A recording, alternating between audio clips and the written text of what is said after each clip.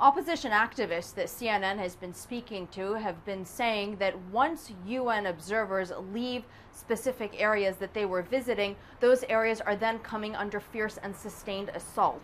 An activist from Hama that we spoke to said that he was part of the large group that flocked around the UN team when they visited the neighborhood of Arbain in that city on Sunday. He said that as the team was on the ground, there were a number of government forces and pro-government thugs on rooftops taunting residents, warning them that once the UN observers left, they would be targeted. He then said that when the team did in fact depart, they came under gunfire. Following that, on Monday, there was the heavy shelling of that neighborhood that left at least 50 people dead. The UN observers returning there once again on Tuesday, but this activist saying that he and others from that area were very worried that the Syrian government was once again going to target them because they continued to dare to speak out. A very similar scenario repeating itself in the Damascus suburb of Douma as well, according to the local coordination committees.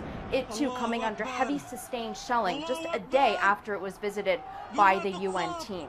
Meanwhile, Syrian state television and the Syrian news agency are reporting that a bomb placed underneath a car went off in the capital, Damascus, injuring the driver, and that an intelligence officer was assassinated in the capital as well, and just outside, a retired lieutenant colonel and his brother were killed.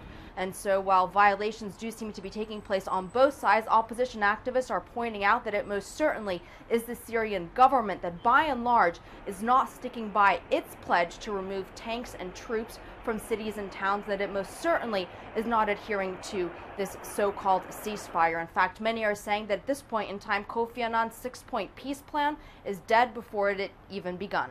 Arwa Damon, CNN, Beirut.